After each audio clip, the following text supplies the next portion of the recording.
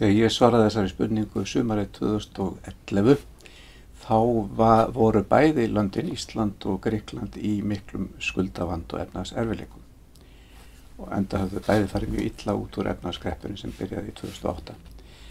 En síðan þá hafa löndin skilið að, það er að segja á Íslandi hefur orðið efnahagsbati, atvinnuleysið minnkað og skuldavandi ríkis og þjóðar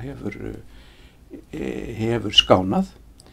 En á Grikklandi hefur farið á allt annað veg eins og við þekkjum úr fréttunum að þar hafa skuldirnar bara aukist og í rauninni Grikkland á heljarþröm efnahagslega. Þar sem það þurfti að koma fram björgunaraðgerðir á vegum Evrópusambandsins og Alþjóðagjaldeyrissjóðsins. En það nú samt vert að velta fyrir sér þessum tveimur löndum, Ísland og Grikklandi, og skoða hvernig skuldastaða þeirra Þau voru bæði mjög skuldsett en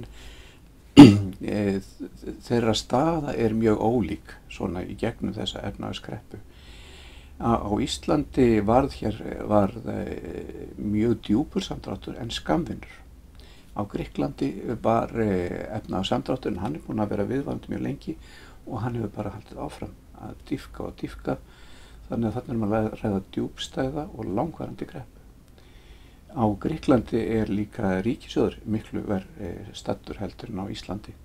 Þar sem hallinn á ríkisbúskapnum gríðarlegur og búinn að vera ekki bara síðan 2008 heldur í meira en áratug eða jafnvel lengur.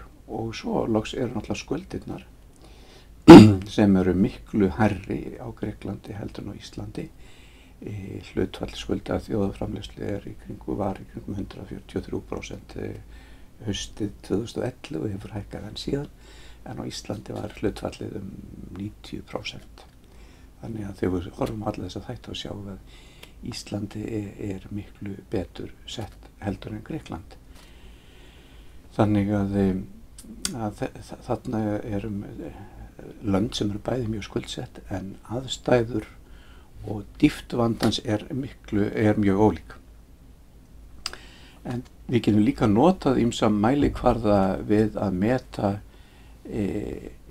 líkurnar á greiðsluþroti ríkja. Og við getum notað til dæmis það hvernig þeim hefur gengið að útvega sér fjármagn á alþjóðlegum markaði. Og ríkisskuldabréf grísk, þau með miklu hærri vöxtum heldur en til dæmis íslensk.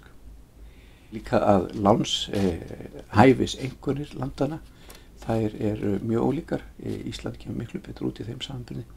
Þannig að eiginlega á hvaða mælikvarða sem við lítum þá kemur Ísland miklu betur út og auðvitað hafa síðustu mánuðir sýnt fram á það að þarna að ræða, eða leitt í ljós að þarna að ræða mjög ólíkan vanda þótt bæði löndin hafa og en þá að glíma við mikinn skuldavanda.